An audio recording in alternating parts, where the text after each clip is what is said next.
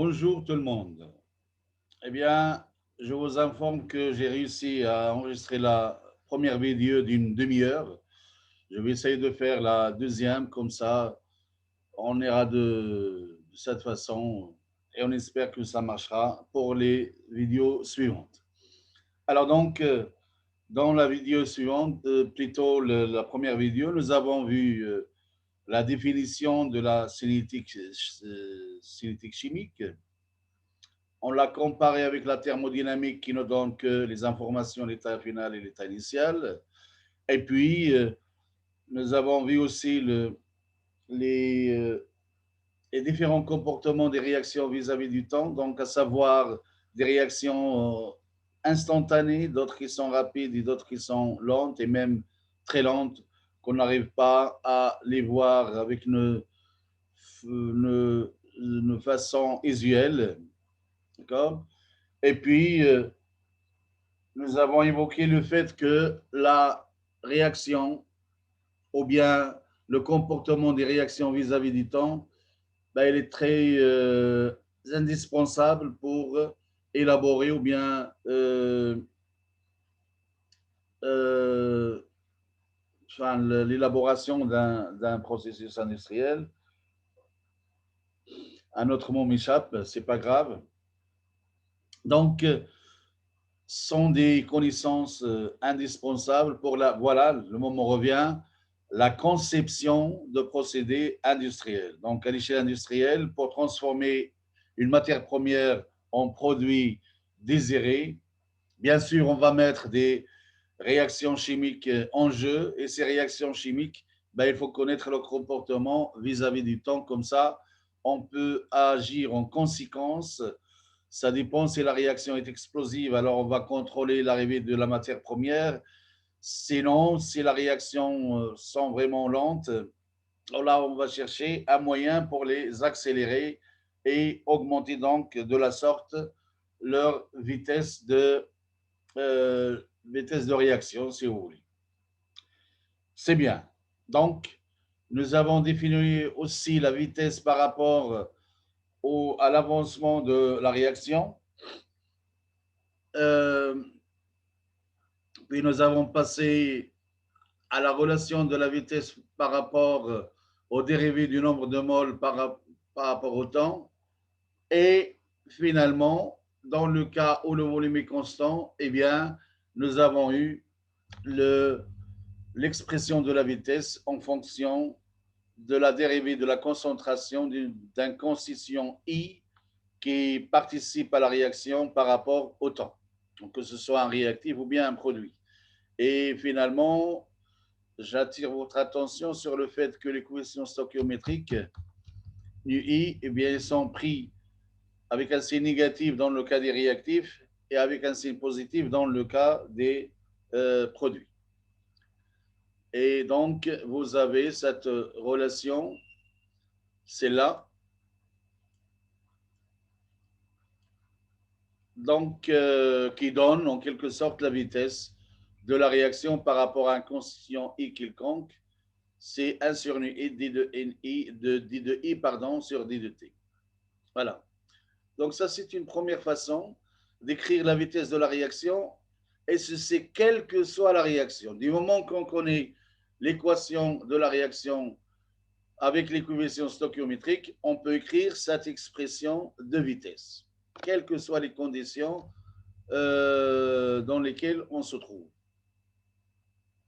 À part le fait, bien sûr, ici, il s'agit d'un système fermé isotherme, parce que dans le cas des système ouvert, eh bien, la vitesse peut avoir d'autres expressions, bien sûr. On fait intervenir les débits molaires, débits volumiques aussi, et non pas les concentrations. Les concentrations interviennent aussi, mais c'est plutôt les débits euh, qui apparaissent dans l'expression de la vitesse. C'est bien. Maintenant, on va avoir une autre façon de décrire la vitesse de la réaction. Alors, je dirais on va voir tout d'abord quels sont les facteurs qui influencent la vitesse de la réaction?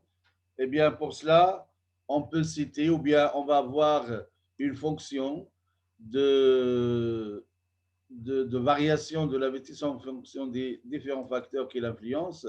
Donc, ça serait bien sûr V est égal à la fonction fois les variables qui influencent je dirais la vitesse. D'une part, vous avez la concentration, enfin, je vais mettre deux crochets comme ça, concentration d'un constituant quelconque, et puis vous avez la température, et je mettrai 3 points de suspension, comme quoi il y a d'autres facteurs qui peuvent influencer la vitesse d'une réaction. C'est bien. Maintenant que nous avons ceci, eh bien, normalement, cette fonction peut prendre n'importe quelle forme. C'est une fonction mathématique. Et vous savez très bien, en ce qui concerne les fonctions mathématiques, il y a des fonctions qui sont simples, telles que la fonction affine, par exemple, et les fonctions qui sont complexes, avec des racines carrées, des rapports, enfin, d'autres fonctions. Euh, et donc, je dirais, tout cela pour vous dire que cette fonction peut être aussi bien simple que complexe. Alors, l'une des façons simples de l'écriture de la vitesse en fonction des facteurs qui l'influencent, eh bien, c'est cette façon d'écrire ou bien la relation empirique de Guldberg et Wag, c'est là la relation empirique de Guldberg et Wag. Cette relation, c'est bien celle-là. Nous avons V est égal à une constante fois la concentration de A puissance alpha fois la concentration de B puissance bêta. On va voir ce que cette équation englobe. Donc, d'une part, déjà, c'est une équation qui est simple. Si vous voyez V est égal ici à V est égal à, je suis en train de chercher voilà, V est égal à K, puis A puissance alpha, puis B puissance bêta. Eh bien, dans les deux, nous avons le facteur K, nous avons la concentration de A puissance alpha, la concentration de B puissance bêta. Pour les deux derniers facteurs, A puissance alpha, B puissance bêta, on ne peut pas avoir une influence de température.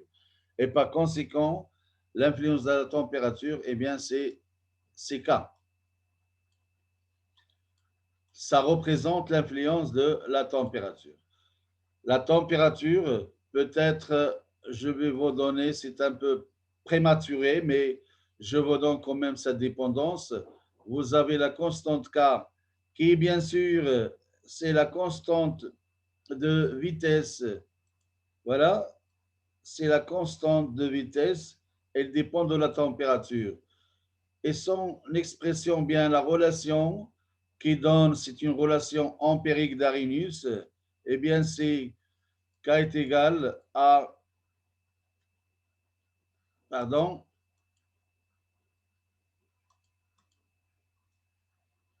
est égal à K0 exponentielle moins EA sur RT.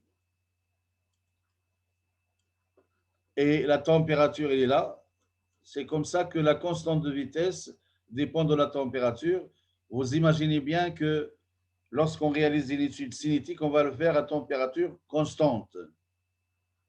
Donc, on fixe la température, on réalise l'étude cinétique, et puis on fixe une autre température, supérieure ou inférieure, peu importe, et on réalise exactement la même étude pour voir quelle est l'influence de la température, ce qui permet de déterminer, si vous voulez, la constante de vitesse et cette énergie EA dont on parlera par après, bien sûr.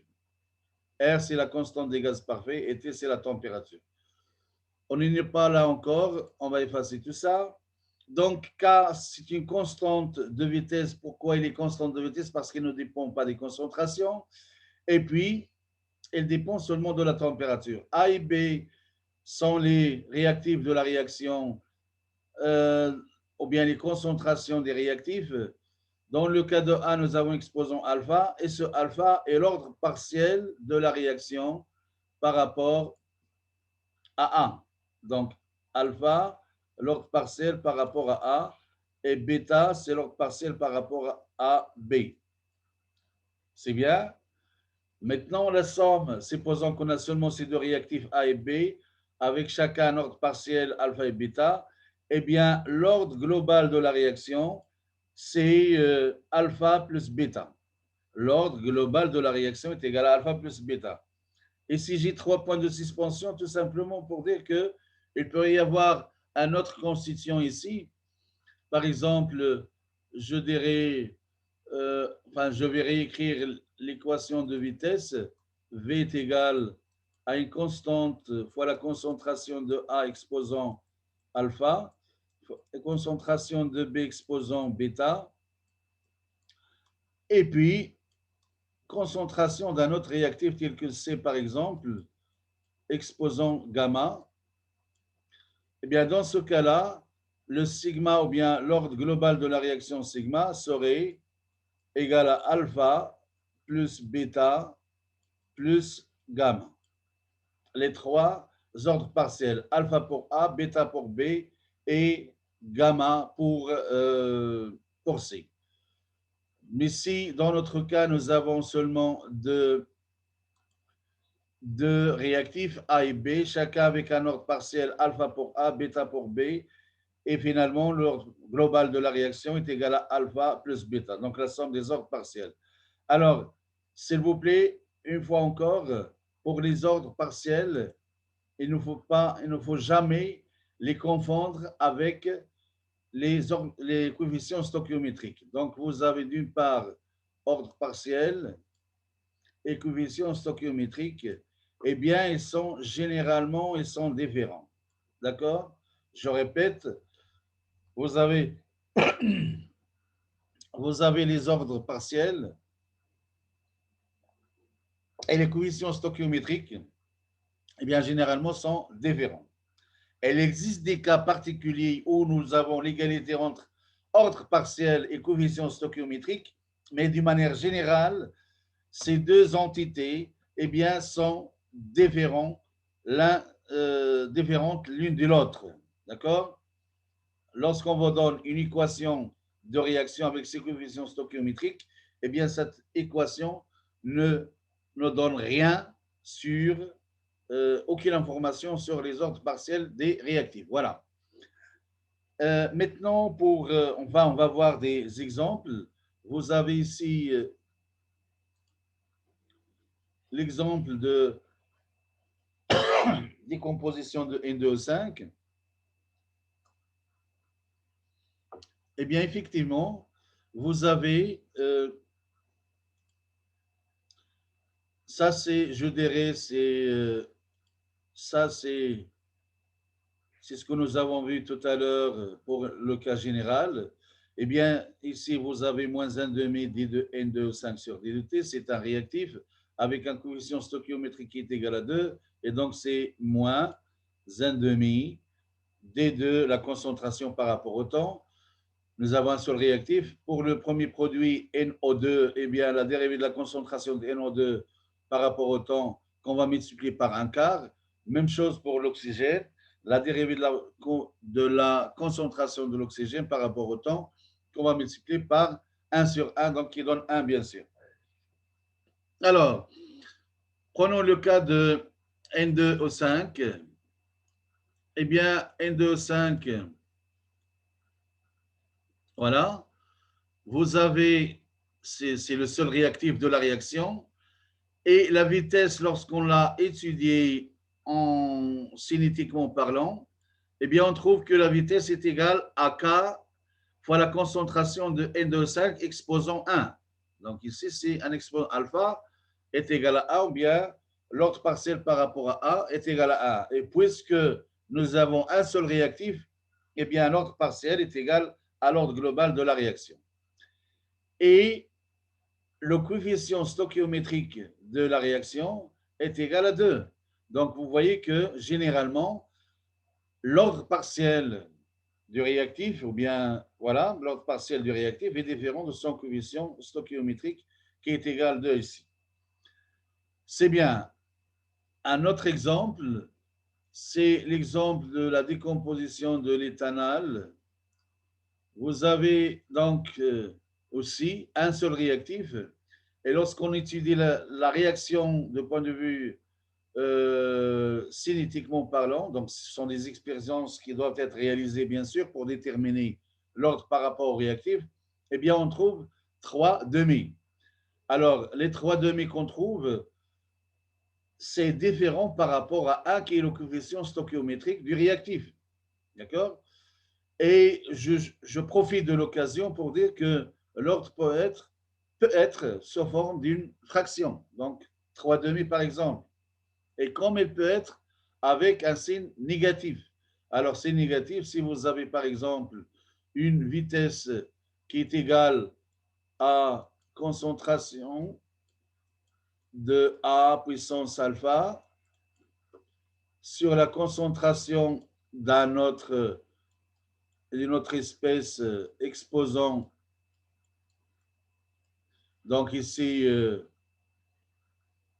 gamma, ou bien bêta, pourquoi pas, eh bien, l'ordre partiel par rapport à A, ça serait alpha, et l'ordre partiel par rapport à B, ça serait moins bêta.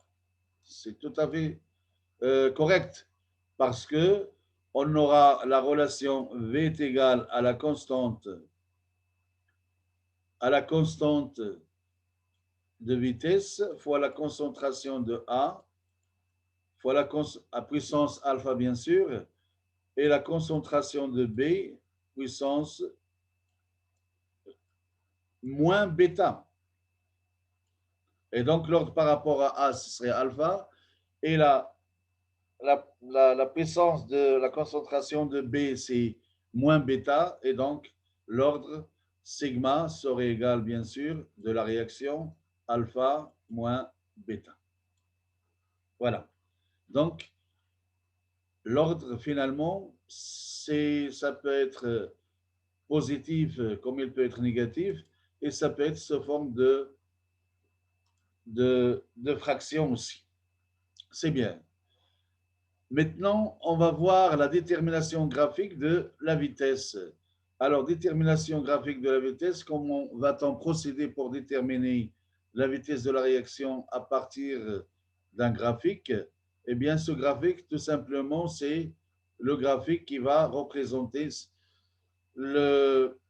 soit la concentration en fonction du temps d'un réactif ou bien d'un produit. Et si c'est le cas d'une réaction simple, A donne P selon la réaction avec la constante de vitesse K, bien sûr. Et vous avez, si on exprime la vitesse par rapport au produit P, eh bien, ça serait V est égal à D de P sur D de T. C'est bien. Le graphique ici représente la concentration de P en fonction du temps. Et normalement, lorsqu'on veut déterminer la vitesse un instant T2, voilà, on va projeter bien sûr sur la courbe et à ce point-là, on va déterminer la tangente. Et la tangente, c'est bien celle-là. Voilà.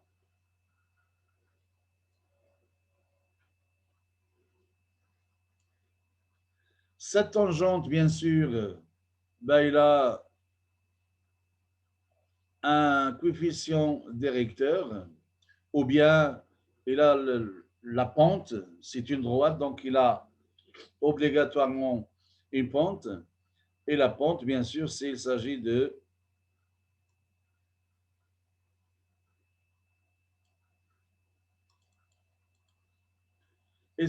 la tangente de cet angle.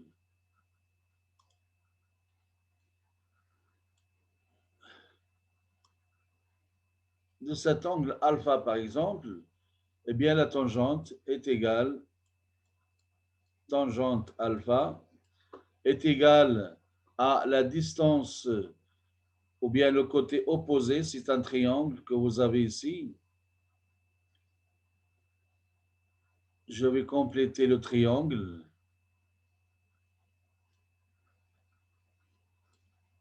Voilà. Est égal au côté opposé sur le côté adjacent. Et donc, c'est le côté opposé, je vais l'indiquer par D1.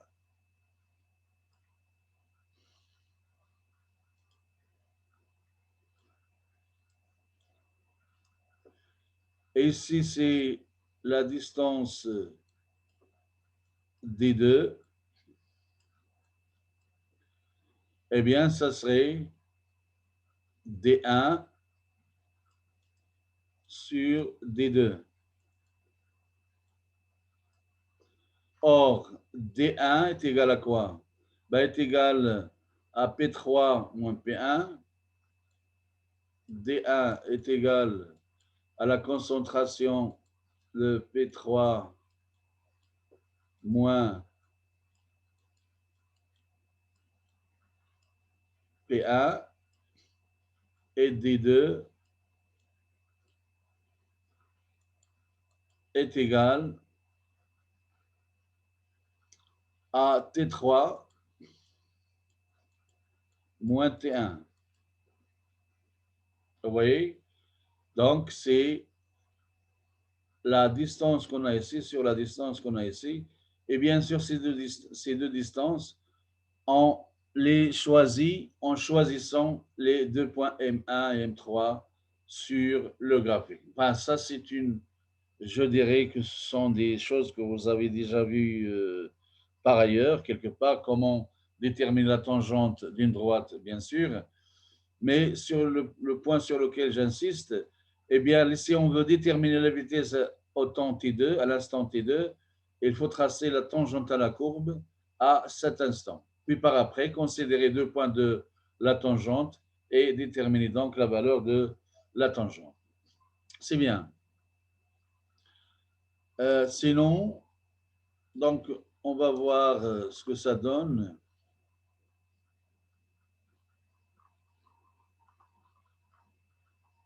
J'étais plus loin, voilà.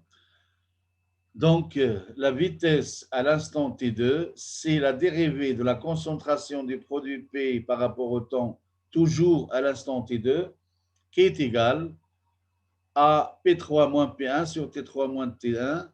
Ça sont des points, donc, sont des valeurs qui correspondent au point, pardon, M3 et M1 qu'on doit choisir sur la tangente.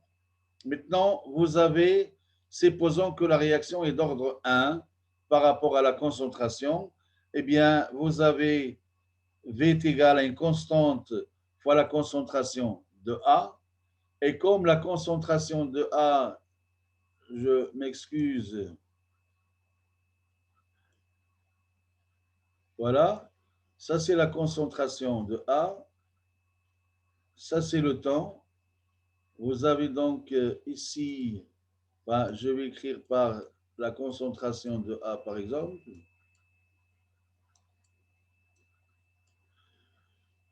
Et si c'est le temps, on part d'un point, je dirais, de départ, ici. Donc ça, c'est la concentration A0. Voilà, c'est A0. Donc, indice 0 pour indiquer qu'il s'agit de la concentration initiale. Et puis cette concentration, puisque c'est un réactif, il est consommé par la réaction et par conséquent, la concentration va diminuer d'une certaine manière en fonction du temps. Voilà. Donc, si la concentration de A diminue, bien sûr, la vitesse va diminuer aussi au cours du temps. Parce que, en supposant que la relation plutôt que la vitesse, voilà, la vitesse, elle est de, sous cette forme, en considérant l'ordre 1 par rapport au réactif 1. Donc, vous voyez, cette relation de Guth-Berry-Wag, ça commence à servir, si vous voulez. Si on a un ordre 1, eh bien, vous avez cette variation de la... Maintenant, pourquoi vous avez...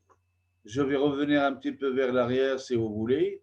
Et on a V est égal, dans le cas de l'équation générale, 1 sur petit a d2, la concentration de A par rapport au temps. Pourquoi on ajoute ici le signe moins? Eh bien, voyons la courbe que vous avez ici. C'est une courbe qui est décroissante. Donc, d de A sur d de t, elle est comment? Elle est négative. Et si elle est négative, nous avons V, c'est une grandeur qui est toujours positive, d'où on va ajouter un signe moins ici. D de A sur d de t négatif, avec le signe moins qu'on a ici, eh bien, ça donne une vitesse qui est positive. D'accord? Ceci dit, on va aller un peu plus loin. Vous avez là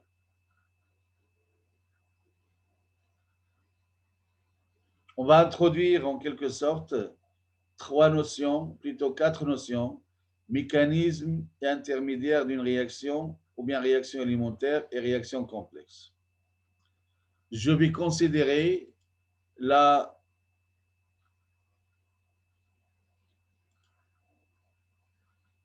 voilà, toujours cette réaction de l'ammoniac, synthèse de l'ammoniac, nous avons N2,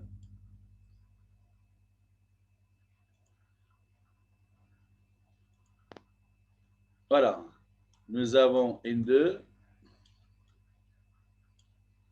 plus 3 H2 et ça nous donne, selon la réaction, 2 NH3.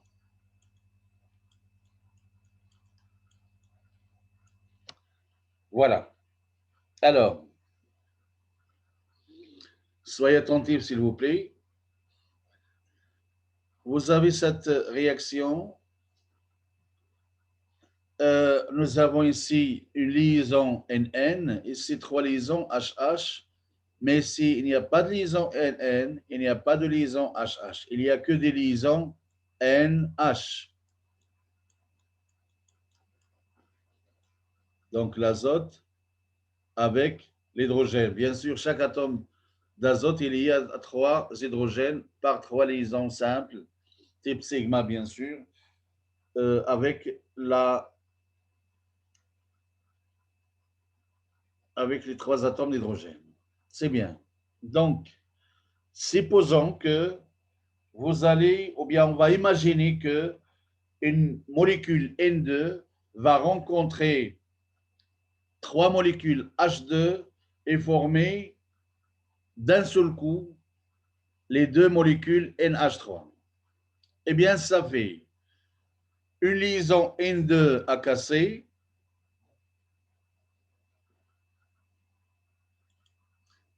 ici c'est une liaison N2 à casser, ici c'est 3 liaisons, donc 1, 3, ce sont des liaisons à rompre, bien sûr. Et dans ce cas-là, vous avez 2 fois 3, ça fait 6. 6 liaisons à former. Donc, au total, vous avez 4 liaisons à rompre ici, et puis, voilà, vous avez 4 liaisons à rompre, et puis 6 liaisons à former. Dans le cas réel des choses, il est assez difficile d'imaginer que vous aurez en un seul acte, en une seule fois, si vous voulez, rompre les 4 liaisons et former les 6 autres liaisons. C'est impossible.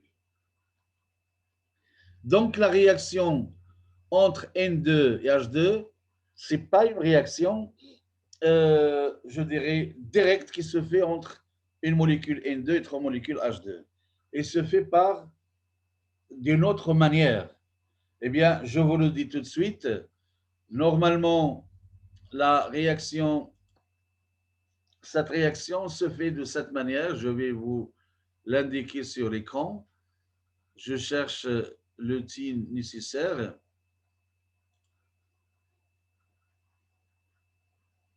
Voilà.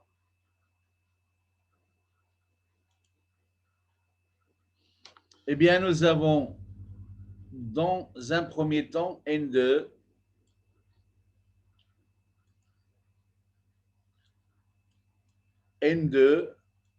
qui va donner la première étape ou bien premier acte chimique qui va se faire, c'est la rupture de la liaison N2 pour avoir deux atomes de N. Puis vous avez H2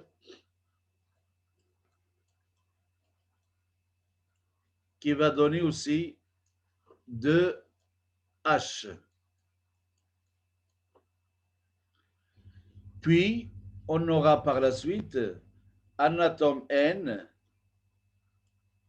plus un atome hydrogène qui vont s'associer entre les deux pour donner NH. NH, à son tour, elle va donner NH, pardon, NH plus un autre atome d'hydrogène va donner NH3, NH2, pardon. Et à la fin, NH2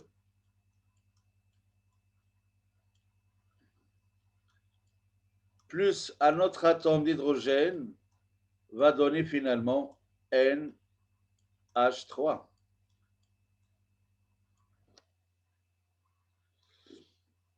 C'est bien.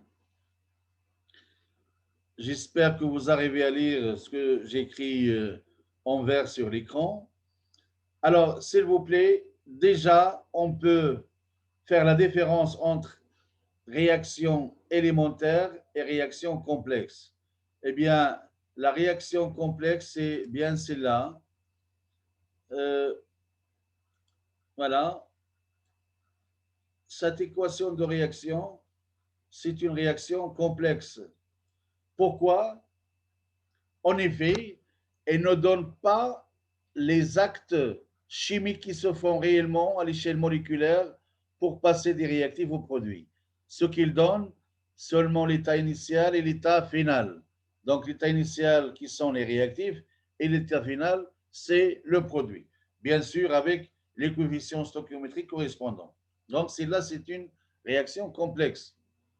Par contre, dans le cas des étapes qu'on a ici, eh bien, ce sont des étapes ou bien des réactions qui se font réellement à l'échelle moléculaire. C'est-à-dire, on a réellement une réaction de dissociation de N2 pour donner deux atomes d'azote.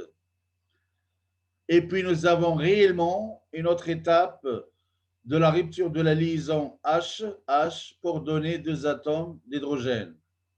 Et puis, nous avons la liaison entre N et H pour donner NH. Et puis, NH plus un autre hydrogène pour donner NH2. Et finalement, vous avez cette dernière étape. NH2 va donner H pour donner NH3. Donc, voilà. Bien sûr, si on veut, vous avez ici finalement un coefficient 2. Ici, vous avez un coefficient 1. Et pour l'hydrogène, vous avez un coefficient 3. Bien sûr, il faut faire le bilan entre les différentes étapes. Mais sinon, vous avez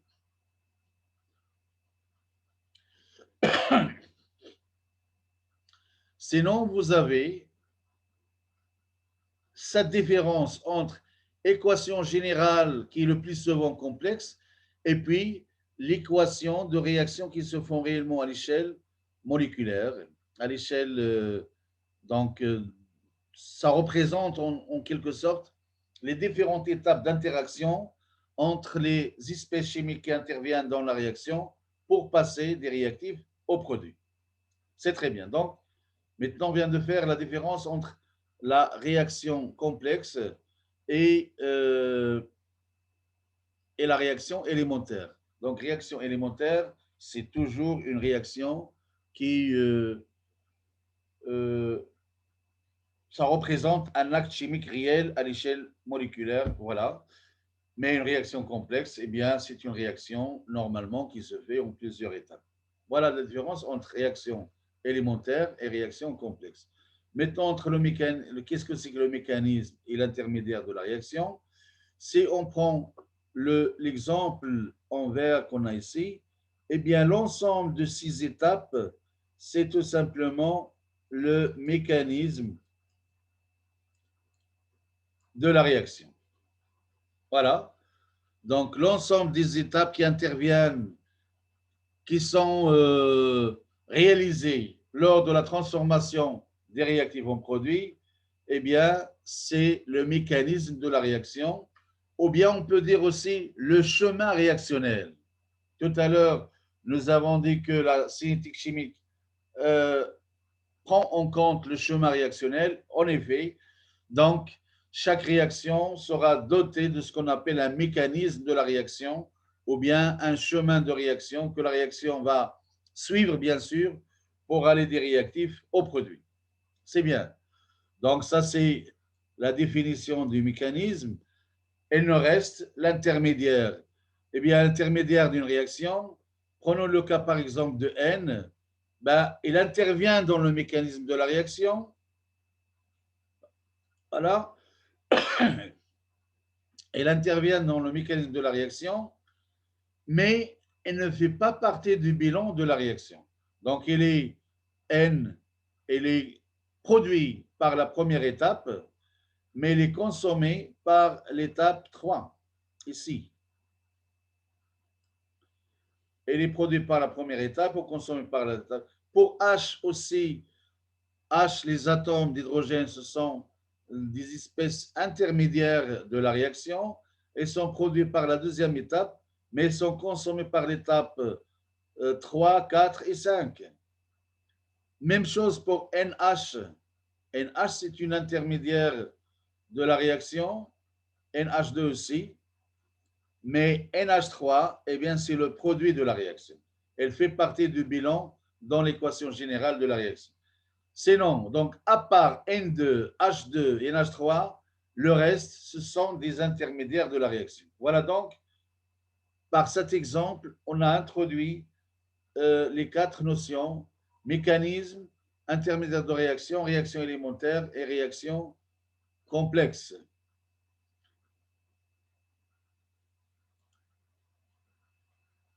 Et si c'est un autre exemple, c'est un exemple, enfin, j'ai utilisé la synthèse de la réaction de synthèse comme exemple, et ici vous avez l'exemple de la formation de HBr à partir de H2 et BR2. Le mécanisme, c'est celui-là, d'accord? Vous avez la rupture de la liaison BR2, ça donne des BR points. Les BR points vont réagir avec H2 pour donner HBr, mais ça engendre un H point, et le H point avec BR2, ça donne HBr, et puis BR2, ça c'est l'inverse de la première réaction, bien sûr, qui diminue la concentration de BR points qui sont essentielles pour le déroulement de la réaction. Alors, toutes ces étapes ici sont des étapes élémentaires, d'accord? Et l'ensemble de ces étapes élémentaires constitue le mécanisme de la réaction. Donc, ceci, eh bien, c'est le mécanisme de la réaction. D'accord? Mécanisme de la réaction. Et le mécanisme de la réaction, il est bien sûr constitué d'étapes qui se réalisent réellement à l'échelle moléculaire et ce sont toujours des étapes élémentaires. Je souligne l'étape élémentaire parce qu'elles ont des propriétés, je dirais, particulières. Donc, c'est pour cela que le fait de connaître que l'étape ou bien que la réaction est élémentaire, eh bien, ça nous donne un certain nombre de renseignements qu'on va voir tout de suite. Alors, pour cette réaction, s'il vous plaît, vous avez l'expression de la vitesse parce que c'est une, à partir de ce mécanisme, on peut déduire l'expression de la vitesse et l'expression de la vitesse, c'est bien celle-là. Et comme elle ne se met pas sous la forme de Guilbert-Iwag, eh bien, on dit tout simplement que la réaction n'a pas d'ordre, tout simplement. D'accord? Maintenant, quelques propriétés concernant les réactions élémentaires.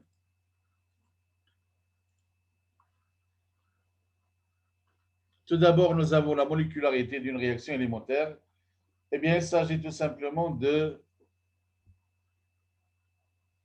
nombre de particules qui participent dans la réaction élémentaire. Alors, s'il y a une seule particule, ça veut dire que vous avez une réaction élémentaire monomoléculaire. Si nous avons deux réactifs qui participent à la réaction élémentaire, eh bien, vous aurez une réaction élémentaire bimoléculaire. Et si vous avez une réaction qui fait intervenir trois réactifs, trois espèces qui vont se rencontrer simultanément pour donner les produits de la réaction, eh bien, il s'agit d'une réaction très moléculaire. Donc, réactions élémentaires, elles peuvent être monomoléculaires, bimoléculaires, très moléculaires, mais jamais des réactions élémentaires qui peuvent intervenir 4 molécules ou plus. Pourquoi? Eh bien, tout simplement parce que déjà, la réaction très moléculaire, il n'y en a que très peu, mais ça existe, d'accord? Parce qu'en effet, la rencontre entre deux particules, nous sommes dans un milieu réactionnel, et le choc entre deux particules, eh bien, c'est largement probable, mais le choc entre trois particules en même temps, et bien sûr, ces trois particules doivent être particules A, particules B, particules C, eh bien, cette rencontre devient moins probable. Ou bien, elle peut se faire, mais avec une probabilité assez faible. Mais ça existe quand même. Mais lorsqu'on arrive à la rencontre de quatre particules au même endroit et au même instant, eh bien, la probabilité est tellement faible, c'est presque nul, et donc les réactions élémentaires qui font intervenir quatre particules n'existent pas. Alors, s'il vous plaît, je récapitule. Vous avez réaction élémentaire, soit une seule particule et vous avez l'ordre, plutôt la réaction élémentaire monomoléculaire, soit il se fait entre deux particules, alors elle est bimoléculaire, soit elle fait intervenir trois particules et elle est trimoléculaire. Ça, c'est la première propriété. Donc, la molécularité d'une réaction élémentaire est égale au nombre de réactifs qui interviennent dans la réaction élémentaire. Maintenant, autre chose. Vous avez les réactions élémentaires, leur vitesse se met toujours, et je souligne le mot toujours, se met toujours sous la forme Guilbert-Iwag. Je répète, la réaction élémentaire, ou bien la vitesse, l'expression de la vitesse d'une réaction élémentaire, elle est toujours sous forme de Guilbert-Iwag. Donc, il y a toujours un ordre par rapport à chacun des réactifs.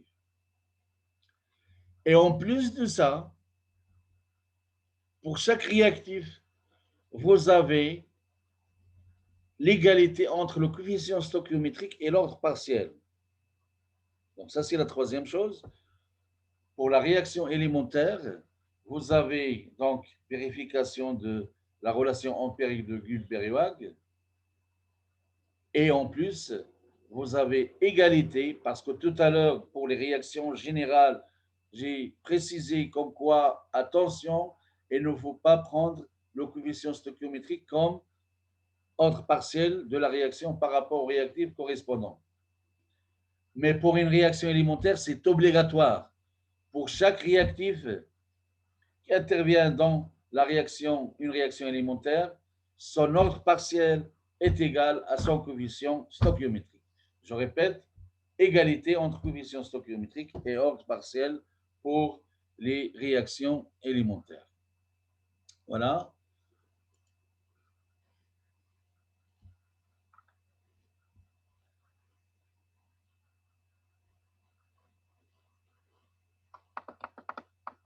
Ce sont des exemples de réactions monomoléculaires, moléculaires et très moléculaires. Et finalement, donc, vous avez ici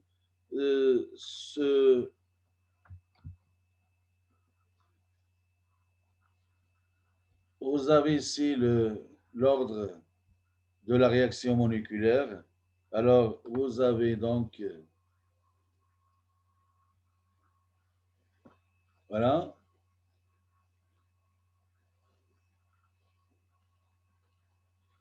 Vous avez donc l'ordre 1 pour la monomoléculaire, l'ordre 2 pour la bimoléculaire et l'ordre 3 pour la trémoléculaire, parce que pour chaque réactif, on aura son coefficient stoichiométrique. Eh bien, donc la loi de vitesse des réactions élémentaires sont toujours de la forme empirique de Wilber-Ewag. Ça, c'est bien, on vient de voir. Je viens de citer. Le mécanisme, donc, c'est l'ensemble des étapes élémentaires qui font que les réactifs puissent se transformer en produits. Et vous avez là deux exemples. Voilà. Et finalement, qu'est-ce qu'on va voir? Eh bien, l'équation de vitesse intégrée des réactions simples. Alors ça, je laisserai pour la vidéo suivante. Je termine et merci.